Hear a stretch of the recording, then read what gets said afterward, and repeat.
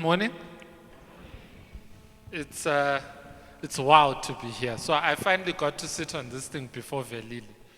Uh, it's so today we want to talk about family, and I guess a lot of us know that family's been taking a bit of a battering in the last few years in the media, in many spaces. They're on Twitter, social media, everywhere. And there's beginning to be doubt whether this whole family thing works. Okay, so this is why in the midst of all this good singing and all this litness, we're sitting here and deciding to talk a little bit about family. I have a panel here who we tried to pick according to some representativeness. So close to me here, we have Colleen Kaulesa. We were laughing when we were outside there. I think she looked for a guy with a surname that would create a rhyme, like Colleen Kaulesa. On Ndlovus and Dubes had no chance. Then we have Taboka Mzengi, and we have Tich Soto. So Colleen is married, 2 kids, 2 girls. Tich is married, 3 kids, 2 boys and a girl. And Ta will be married, 8 kids. You can, whoever is interested, there will be negotiations. But so this is the panel, and we just want to discuss for a few minutes about family. We'll open it up in the last 10 minutes so that you can also have your say, to be a very free-ranging discussion, and we will try to say even some uncomfortable things, but it's okay. It's a Sabbath today for those of you who would like. So I'll start with a general question to all of them. And the question is, given all this hype about families being useless, I read an article this past week where some leading feminist scholars said the only way to dismantle the patriarchy is to get rid of family. Because so why are families still relevant in your view? We'll start with you, Colleen. When I hear the question, I automatically think about the beginning of time, creation. In the Garden of Eden, God made Adam, and after he created Adam, he made Eve. And he said, these two are the first family. He blessed it, he honored it, and it's so important. In Genesis, I believe it's chapter 2, it talks about how a man and a woman should leave their family and cleave to one another. So when I think about families, I think about the relevance of family. I think about God instituted family at the beginning of time, and so that's why it's relevant to me at this time. Okay, yeah. So she went right back to like a proper pastor's wife. You heard, yeah, right there to the beginning. Teach. And I think maybe building up on that, the fact that Adam and Eve had kids, their kids had kids, and so on and so forth. And then we see, of course, the progression of humanity from that. All these are building up on family. We see how, for instance, Seth's family, how they progressed, and so on and so forth. And families from then, even now, are what build up societies. All the communities that we look at are made up of individual family units. And obviously, the quality of those family units determine the value or the quality of the societies, the quality of the communities. Okay, so that's an interesting point, because then that means if society is breaking down, it's because families are breaking down. Okay, so not everyone is in a marriage setup. Hint, hint. So what does family mean to you? I would look at family from, families provide a support structure. If you look at the different components of the family, I mean, we're probably thinking of a unit of the mother and the father, which she had touched on, and then maybe introduction of the kids, which is probably where we fall in. So I think if looking at our situation currently, you know, you can be in this big auditorium, but you're very lonely. So families help with that. You know, where you have that support structure, you have someone to share your sorrows with, your joys. You know, I think we still need that in this day and age. Okay, that's interesting. So let me stay with you because back in the days, young women got married for provision. So they'd look for a guy who can provide for them. And nowadays, a whole lot of them can provide for themselves. Okay. So a lot of them are looking and thinking to themselves, but why do I need to do this thing? And you're seeing, I read some scary statistics I'll start with South Africa since we usually go to South Africa and then Dallas. So in South Africa, 62% of children in 2018 had no father on their birth certificate. No father listed there. Now, a lot of them is because the father ran away, but a lot of them is also because some woman decided, you know what, I don't need this guy. I can have a designer baby. I can go look for someone to contribute genes. I don't need it. So what's your take on that? I mean, now that money is out of the picture, why would you think marriage is still important for single ladies? Okay, so I will start back at creation. If you look at Adam was complete. Even before Eve had come into the picture, Adam was complete. But he still felt that he was missing something. And God then brought Eve into the picture. Okay, so we're not saying when you get into marriage, you're coming with 50% and the other party is coming with 50%. You're coming as a whole being. So it's two whole beings coming together to complement each other. So as a career woman, I'll be thinking, okay, what value addition am I going to get? Whereas you look at marriage, if two is better than one, okay. So you're saying, I'm bringing my set of skills, I have what I'm offering. And you're also looking at the other person who's bringing, you know, their own set of things to the table, okay? Not necessarily money. Not necessarily money. Yes, so basically you'll be looking at value addition. And I think in marriage, that's still there. You're there to complement each other. It's not necessarily that I can do it on my own, of which people are doing it on their own. But marriage is a gift from God. It's an institution that has been blessed by God. And entering into such an institution, I think would be more of a blessing than anything else. So she said she's bringing in her stuff and someone else is bringing in things. Not like, What are maybe just those to things? add on, you know, there's also the component of companionship, you know. I think earlier on we had spoken about families and having that support structure. So you're also a companion, you know, you don't want to be in your house with your 3 cats and, yes, 3 cats and your test tube baby, you know. Things can be a bit tricky there. Okay, so tell us about these things that men should bring. No, because at the end of the day, I think when you look at this whole thing, men have taken a battering over the years because we've basically let down women in a lot of, and a lot of the women who are not in these relationships have been let down. So when a man can't bring the money, what should he bring? Like what is,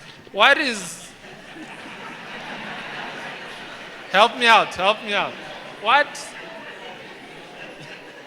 What is manhood? If you give me a moment. Because you see, what is manhood? Is manhood a checkbook? Teach, help us out. You are the man here. Look, you'll always, in the middle of the night, you'll hear go. The guy goes out to find out what that was, and so on and so on. But look, I think I like the way that the shepherdess is putting it, that this whole concept of family started right from the beginning. And we've got these roles. I like the way that, I'm surprised as young as she is, but she's noticing that we've got these separate roles. And there's things that on your own, whether you're a guy on your own or a lady on your own, you just need that extra person, or you need that. If you like, I need Bege. I can't. I can try, and she even does or points out things that I should be doing as a guy, and so on and so forth. So you need that kind of person who's always there to remind you, and what then happens is she's saying you are complementing each other. Life is miserable on your own. We've tried it. We saw it doesn't work. And I'm glad that the young ladies acknowledge that they need us. Okay, so this is interesting. You know what's interesting about the Bible? And I'm saying this, I'm sensitive to the fact that not everyone is married and that not everyone will get married. We're very sensitive to that fact. And we're going to come to that, but for now we just want to work on this.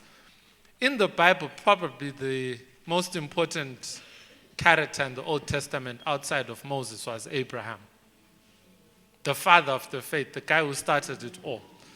Do you realize that Abraham's call was to be a father?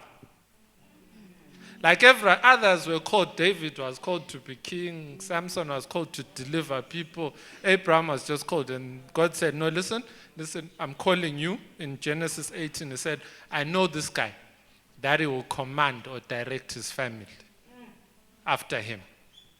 So he was called to be a father. I can't get over that, Like you think your calling is music and whatnot, and then God says, I'm calling you to be a father here, to lead. So we really need to look at it in context. But I think part of the problem then is our idea of a perfect marriage. And I know a lot of people are not getting in, or some are getting out, and some are unhappy because they have this whole idea of what the perfect couple looks like. So let me go to a near perfect couple.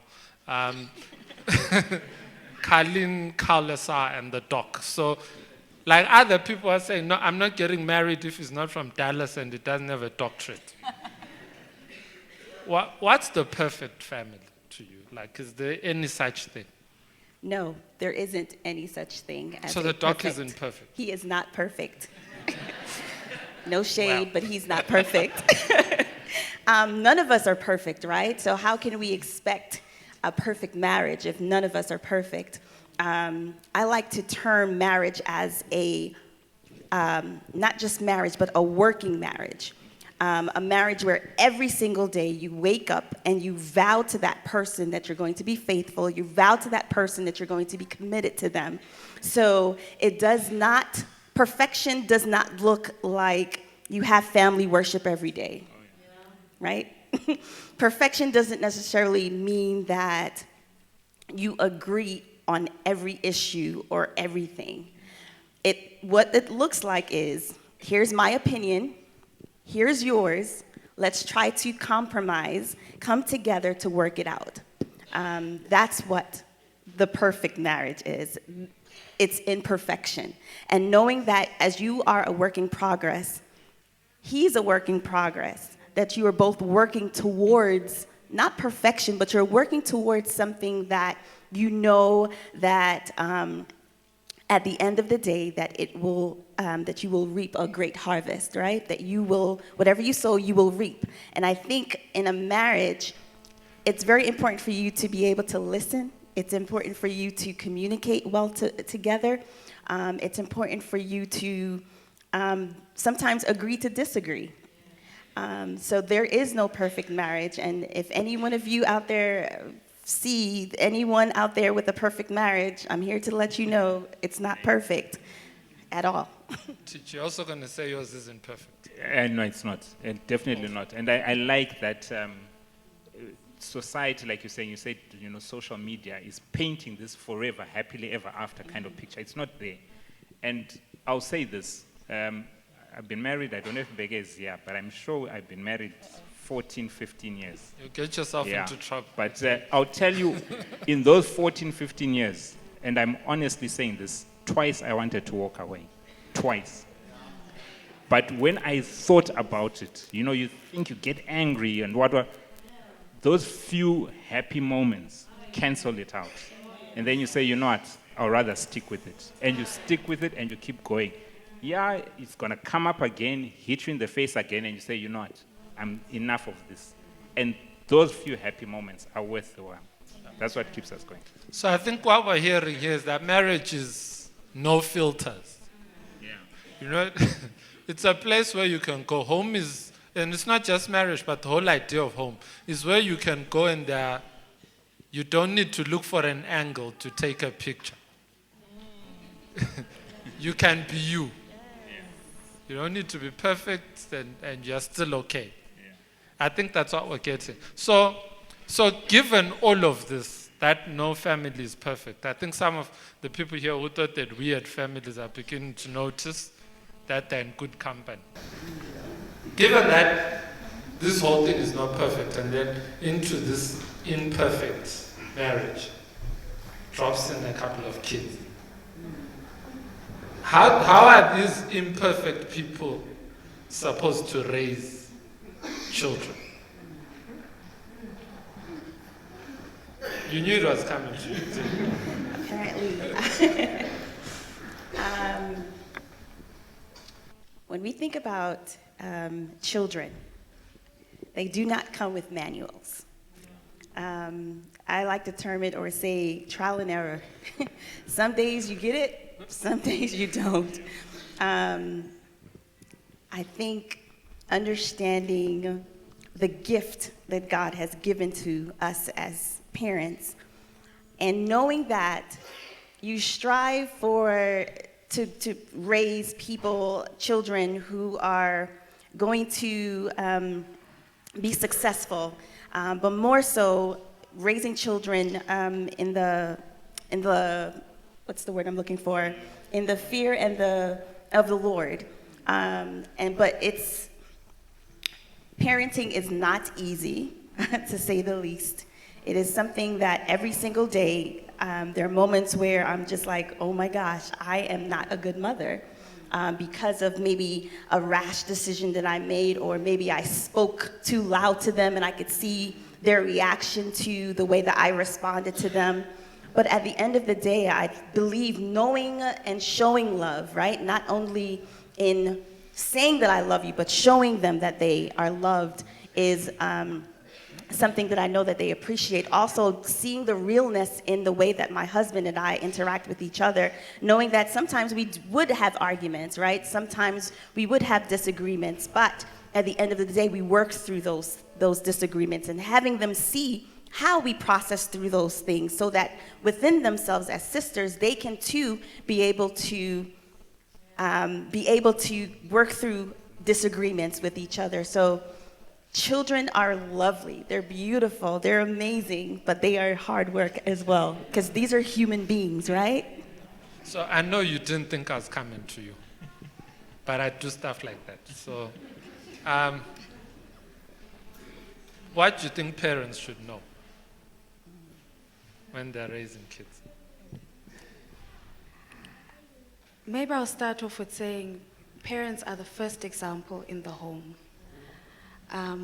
They are the reflection of maybe God, the Trinity, at home. So whatever they do, in most cases, we will replicate what we see and not what you tell me to do. So of which a parent will be like, don't do this. But you're like, seriously? You know, type of thing. So we do repeat what we see.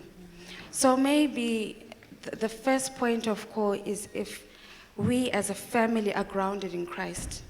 And once we're grounded in Christ, our lives should be transformed so that they are the initial example that we see. And we too, through prayer, we become like Christ. I think that should be our goal at the end of the day.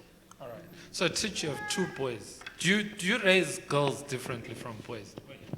The girls are nice. The girls are lovely. My daughter, yeah, she's totally different from the guys. But you know, she's very clingy. She likes to really get close. And what that has taught me, I noticed that, you know, with the boys, I was always, you know, very hard, you know, trying to teach them the manly thing, stand on your own, do your own thing, don't be a crybaby and stuff. But the girl has taught me to say, you know what, I need to get close to my kids. And I've taken advantage of that. Now with my school runs, You know, I used to be the kind of dad that was always too busy. I would take my work home, sit in my office at home, and I don't want to be disturbed. But now, you know, I allow them to come in, jump all over, because I know they'll quickly get tired and they'll go away. But they need that. They need that. And I've discovered that they need that. And we need to give them as much time as possible. And as she's saying, it's good that they must learn these things from us. So time, nothing can substitute the time we spend with them. Okay, so we're about to open this up. You have something to say? Yes, just to add on. At times, that parents, they substitute their responsibilities for money. So I'll have the latest iPhone, I'll have my MacBook, I will go to the best school, you know, but it doesn't replace the love that I need from my parents. I think that is the most important as a child, to know that I am loved. Because if I don't get that love from home, be rest assured it's coming from somewhere else. And where it's coming from, it might not always be a good source of love. So maybe that's another thing for the parents. All right. So you do know the Bible in Deuteronomy, and we didn't quote the verse, but it's like they spoke through the verse. So in Deuteronomy 6, around verse 3 and whatnot, the Bible says, teach the stuff to your kids. Teach them when you sit, teach them when you stand. And then it says, bind it as frontlets between your eyes. Put it on your doorpost. Put it at your gate. Put it wherever. So I think there's an element of the speaking, but there's a whole lot of the doing as well. And I think they worked through that really well. So we were not going to leave before talking about sex. We were not. Because a whole lot of people outside marriage are engaging in this, and some who are in marriage are engaging in it outside marriage. So just quickly, before we open it up to the audience, I want you to talk a little bit about how that messes you up. Why is it a bad thing? I mean, why would sex outside marriage be bad? Teach, this is where you become the man. Let's hear. I didn't think you'd bring it up that way, but I'll tell you the joy of sex in marriage. The fact that it gives you this into this closeness with your wife that you can't get anywhere else. I'll tell you, just thinking about it in my mind, I don't see myself being able to get what I get anywhere else. So it's like it messes it up. It messes up what you are already enjoying in the home. And I'll talk because a lot of young people, unfortunately, are doing it. What they don't know is they're spoiling it for themselves for the rest of their lives. Because you think you're having fun now, but when you get married, you then don't enjoy sex the way you're supposed to because you were messing it up before you got married. Talk to us, Shepherdess. Talk to you. Well, let me first say this. The struggle is real. Let me be real. The struggle is real. I remember when we were, my husband and I, we were dating, we had to be very intentional about setting those boundaries, making those boundaries, as to not place ourselves in certain situations to allow us to be tempted to want to engage in sex or even heavy petting, as Ellen White would say. But understanding that the struggle is real, knowing that that you can overcome it, that you can not engage in it. It is possible. It is hard, and I'm not gonna lie to you, it is hard, but it's possible. But again, setting those boundaries. I believe when you engage in sex outside of marriage, it leaves you or can leave you empty. When you have that moment with your spouse, it draws you closer together. You feel like so connected. When I can't imagine when it's not done outside of that. When it's done outside of that context, I'm sure you may leave with an emptiness. You may leave with just like, oh my gosh, I can't believe I did that. and with a person that I may not see again, or that person have seen me naked, you know? In our Adventist circle and in America, it's so small. You know, you can go to a church and see your ex-boyfriend, right? And knowing that while you are probably doing praise and worship, or you're in a choir, that person is watching you and they know what you look like without clothes, you know, and that's not okay. So it's very, very important for you to keep those boundaries. For my young ladies and young men, don't do it. All right, so I need to. Okay, you are. Oh, it's getting hot in here. You know, this is a point in time where you pause and say, we will pause for a commercial break. Just to save you guys, it's tense. We have a very special guest who wants to just say hi before they leave. So please allow me to just pause for just 3 minutes, and we let them speak, and they be on their merry way. Now, yeah, I was waiting for him to get out before I continue about this sex thing. So we're gonna open this up. But before I do, let me just say this quick. We're gonna have 2 roving mics. I think Velile will handle one, someone will handle the other. So just one thing about sex. The thing about the way the human body is made, or the way we believe it's made from the Bible, is that in Genesis 2 verse 7, God created man out of dust and then breathed the breath of life, and man became what? A living soul. So there's no person inside you. You are the person. There's no one who lives inside you. It's you. You cannot have sex physically without having sex emotionally and mentally and spiritually. You cannot have sex with your organs without having it with your head and your heart and everything else. So it's not, you can't hook up and walk away. It messed you up internally as well. There's no inner you. This is just you. So having said that, we're going to open it up to some comments, some contributions. And as we do that, let's remember today's Africa Day. So we were discussing here. Today's Africa Day, and we were saying we left out one thing in our panel, which we hope we can discuss for the next 5 minutes. And this is this. Do African families have a different context that we haven't discussed here? I mean, like, you know, most of our family books are written by people who are not from Africa. So when I say a family in Africa, I'm talking about something completely different to what others would talk about. And the dynamics are different. You know, when you get married in Africa, there's always that aunt who might even be more important than the father in the whole thing. So as we discuss, let's discuss how to navigate African stuff. And let's discuss everything else we said. The mics are live. I'm gonna leave it up to the guys with the mics to pick the people to give the mics to. So smile at me and, you know, just maybe. Oh, right. Okay.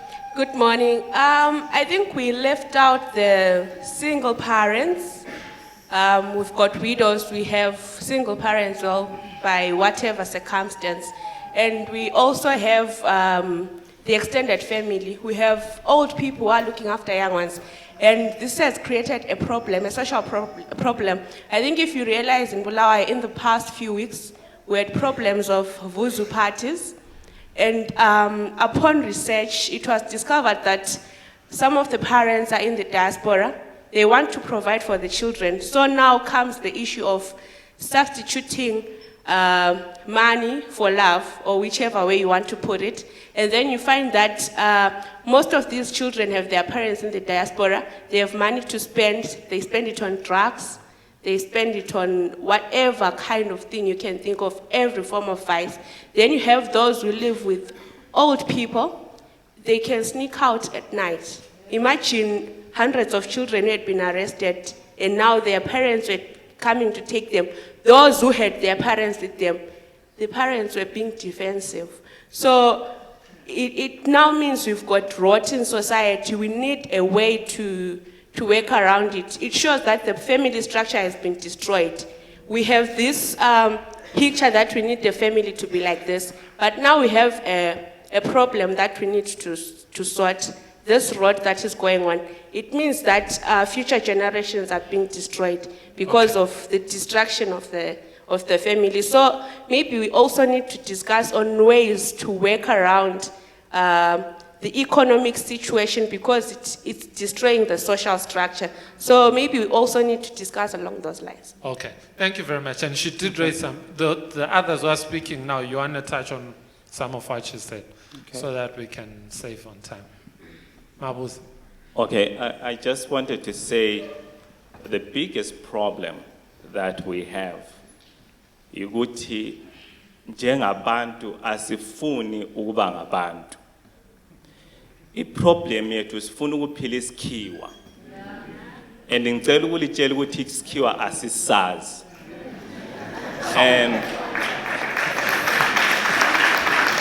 Asisazi. I lived in England for 2 years. I've been in Canada 14 years. I lived in America for a year. Ngathi ngisebenza ko-Walmart e-America. Kwakuyi-culture day. Kwasokuthiwa sicela lisiphathele ukudla kwenu elikudlayo. Kwakuyi-culture day. Abanye labanye babuye lokudla kwabo. Ama-Mexican babuya lama-tacos abo. Ama-Indian basiphathele kwabo ama-Chinese basiphathele kwabo, ama-Latino basiphathele kwabo. Mina ngadinga isitshwala samabele, ngadinga lamasi. Kwakungela masi ngathatha uchago lufresh ngalubolisa ngabaphathela ngathi yilokho. We had an African American, he went to McDonald's, wayathenga burger and fries. The reason why he brought that, because wayengela okuyikho himself yena. Ama-African American uzezo Oprah bebuyile besithi bayedinga bathi thina sivele eGhana, culture yethu lokhu. Ukuba there is, out of onke ama-races in the world, if there is one race engafuni ukuba yibo ngabantu abamnyama. Thanks. I'm going to have to cut you short. Angaqedi. Okay. Nenzela, we've got about 2-3 minutes left. So I'll Okay, so having lived away from home, ngithe ngibuye ekhaya, into esengiyibona kakhulu ekhaya abantu abethu sesibakhulumisa isikhiwa ngithe asisazi. Uzwa umntwana kakhuzeki ngesikhiwa nxa umuntu omnyama.